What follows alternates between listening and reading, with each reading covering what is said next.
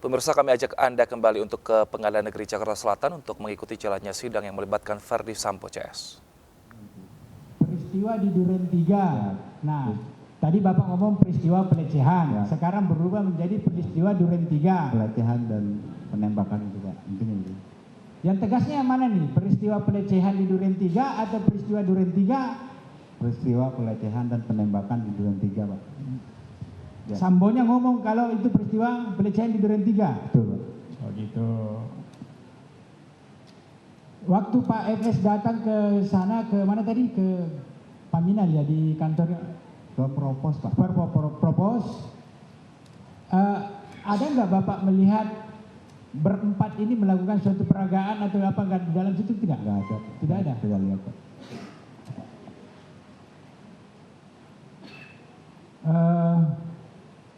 Setelah itu, dari apakah benar dari cerita-cerita ini sehingga Bapak buat tadi kronologis ini? Iya. Itu kronologisnya Propos itu, Pak. Itu patokan saya untuk menanyakan kepada mereka, Pak. Nah, Gitu loh, Pak. Oke. Kalau Pak ini siapa namanya? Pak Cuk. Tadi Pak Cuk menjelaskan datang ke situ ya, ke apa namanya? Ke lokasi itu ya. Di TKP ya? Di TKP, sore itu juga ya. Ya. Ada nggak dijelaskan secara detail apa namanya oleh RR, Ricky sama Kuat ke Bapak? Tidak ada. Tidak ada. Tidak ada. Setahu saya sempat ngobrol nggak sama orang terdakwa 3 itu di TKP. Di TKP saat itu saya ketemu Richard, saya tanyakan, Chat ada apa? Richard hanya menjawab siap dan hanya begitu. Kan belum ditanya, kok jawabannya siap dan apa yang ada apa, Chat? Ya, pemirsa, baru saja kita mendengarkan keterangan dari 7 saksi yang dihadirkan jaksa dalam persidangan yang melibatkan Verdi Sambo CS. Dalam hal ini saksi untuk terdakwa Richard Eliezer, Kuat Ma'ruf, dan juga Ricky Rizal. Tadi video CCTV sudah diputarkan dan ditonton bersama untuk mengetahui seperti apa informasi yang diterima dari saksi dan juga apa yang dilakukan saksi setelah melihat kejadian itu. Dan pemirsa, sidang kasus pembunuhan atas Brigadir Yosua Huta Barat ini masih berlangsung dan kembali mengingatkan masyarakat akan banyaknya personil kepolisian yang ikut terseret dalam kasus ini. Hari ini saja ada 6 anggota kepolisian dan 4 diantaranya merupakan terdakwa obstruction of justice yang terlibat dalam sidang kali ini. Nah, dalam sidang atas terdakwa Richard Eliezer, Ricky Rizal, dan juga Kuat Ma'ruf, 7 anggota kepolisian diperiksa sebagai saksi.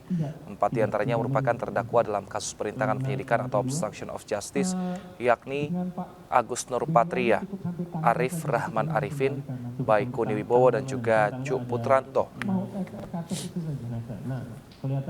Saat ini saksi yang dihadirkan sedang ditanyai oleh jaksa penuntut umum apa peran mereka dan juga tugas mereka di kepolisian, dan apa kaitannya tugas mereka di kepolisian dengan aksi yang mereka lakukan saat mendengar kasus penembakan yang terjadi di rumah Verdi Sambo.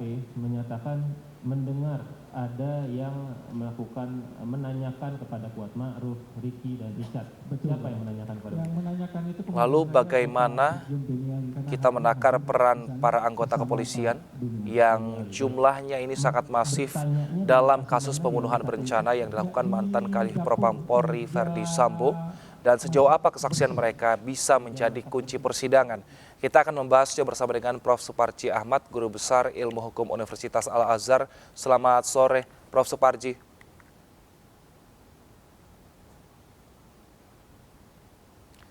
Baik, selamat sore, Prof. Suparji.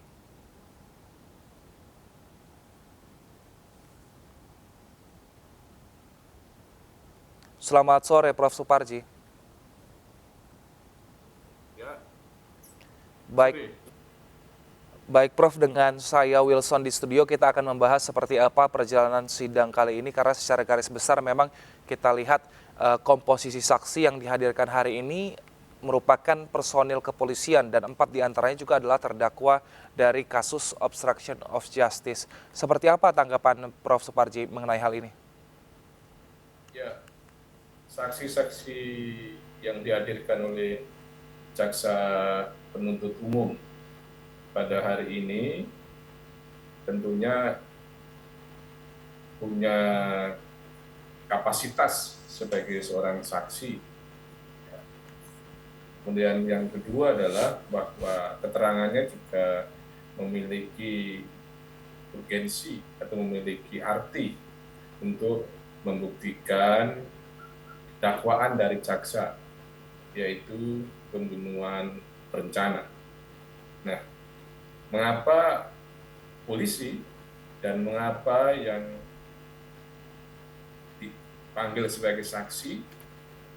Karena pertama mereka terlibat dalam proses penghilangan barang bukti. Dengan adanya penghilangan barang bukti tadi, maka bisa diidentifikasi adanya perencanaan pembunuhan, meskipun dalam hal ini terjadi setelah kejadian pembunuhan. Ya, maksud saya adalah bahwa pada umumnya perencanaan itu kan terjadi sebelum peristiwa itu sendiri. Tapi ini terkait dengan yang dilakukan setelah terjadinya peristiwa pembunuhan. Nah, ini untuk mengkonfirmasi bahwa dengan adanya penghilangan barang bukti, ya, maka menunjukkan adanya skenario yang telah disusun sedemikian rupa untuk menghilangkan jejak adanya pembunuhan berencana itu.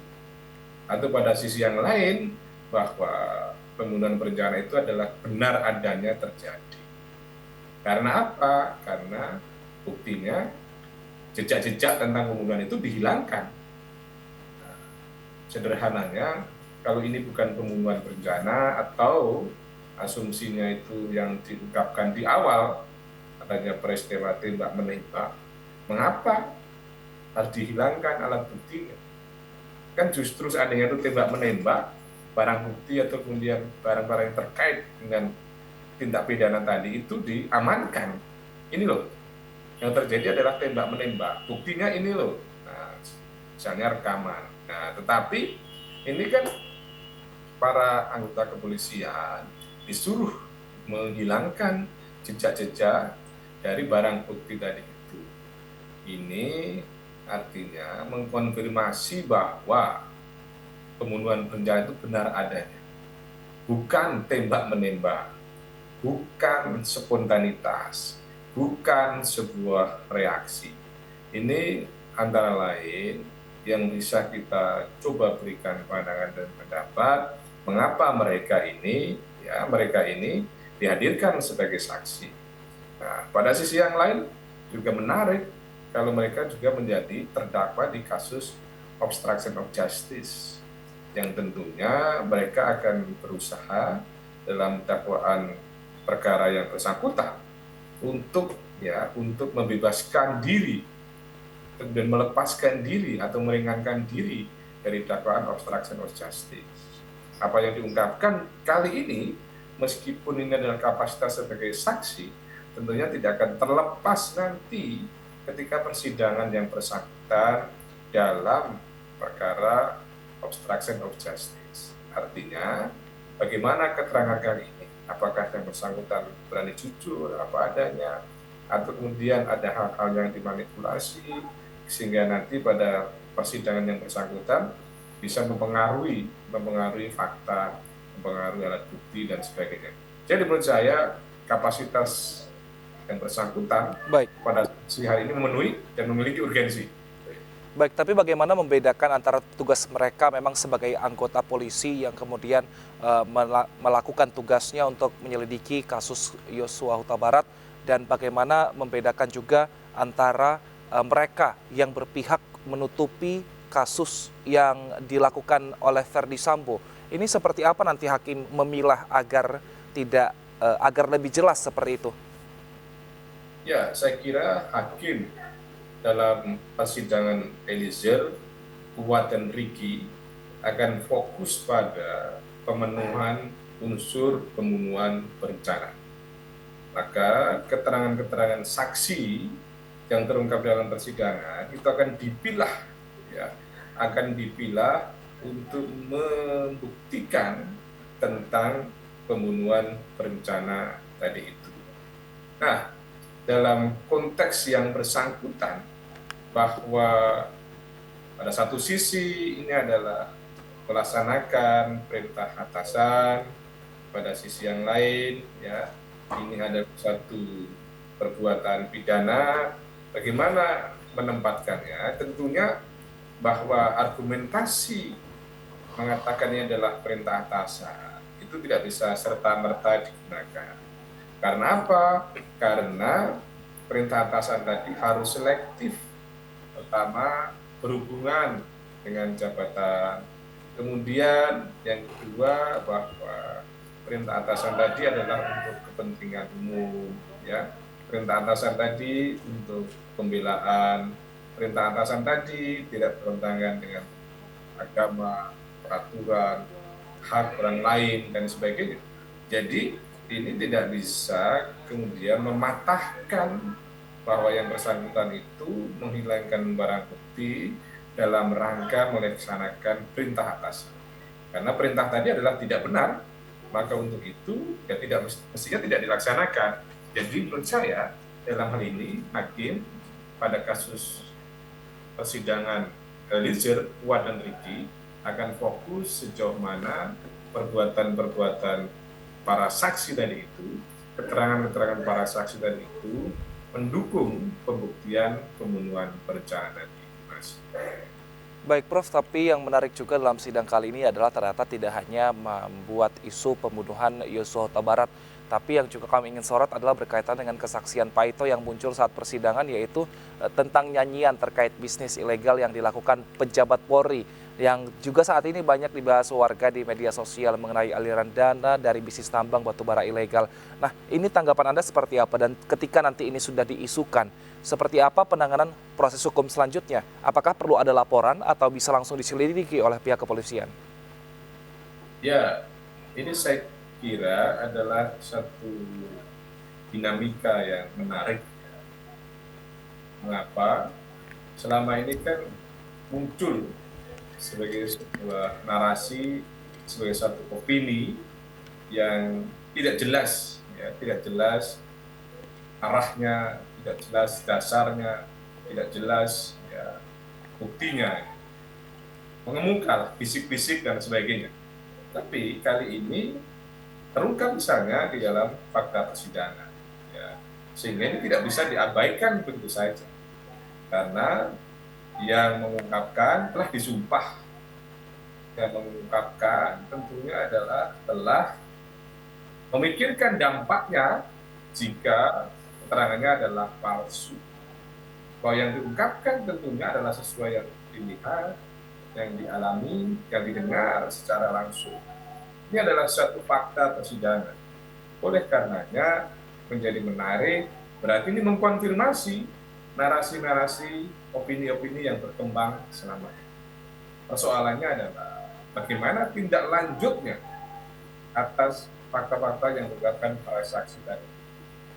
Nah, menurut saya bahwa ini bisa ditindaklanjuti melalui mekanisme ya laporan dari masyarakat atau kemudian tindak lanjut dari penegak hukum untuk membuat terang benderang adanya suap tambang ilegal ini, ya. Sehingga apa?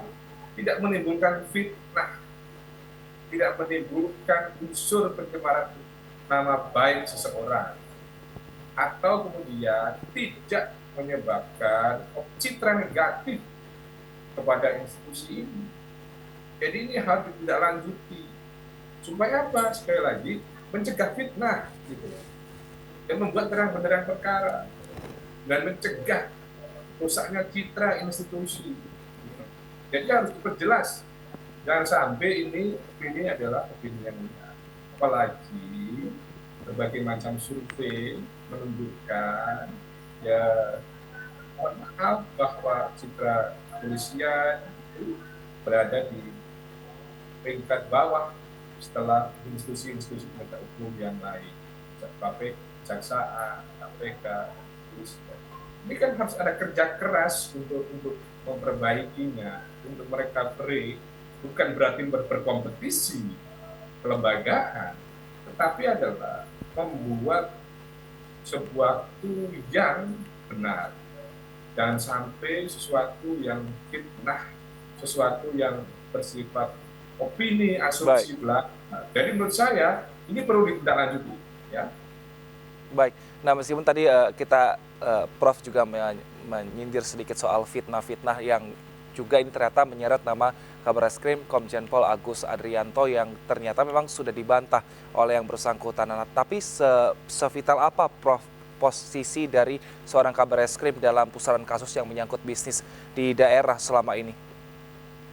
Ya, sekali lagi bahwa bantahan itu harus dilakukan sekiranya itu adalah tidak benar. Disitulah siapa yang mengungkapkan kemudian harus mempertanggungjawabkan. Kalau ini adalah menjadi sebuah fakta persidangan, maka ya perlu tindak lanjut, ya perlu penelusuran, perlu penyelidikan.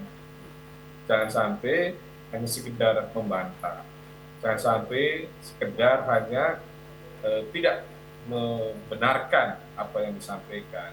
Tetapi yang perlu dilakukan adalah menghadirkan fakta-fakta yang bisa membantah terhadap keterangan tersebut. Karena keterangan ini adalah tidak main-main gitu loh. Bahkan kalau perlu ya, kalau ini keterangan adalah palsu, perlu ditindaklanjuti gitu loh. Ini adalah sebagai sebuah keterangan palsu. Baik. Sehingga dengan demikian semua menjadi clean. Bahwa hukum itu adalah perlu clean ya, bersih dan jelas supaya tidak muncul persepsi-persepsi negatif. Karena kita semua adalah mencintai institusi Polri ini. Baik, selain kasus yang melibatkan Ferdy Sambo, kita juga harus perhatikan kasus mengenai suap tambang ilegal. Apakah ini menjadi isu bohong atau malah justru menjadi isu baru yang perlu dibahas? Terima kasih Prof. Suparji Ahmad, Guru Besar Ilmu Hukum Universitas Al-Azhar, telah bergabung bersama kami. Sehat selalu, Prof.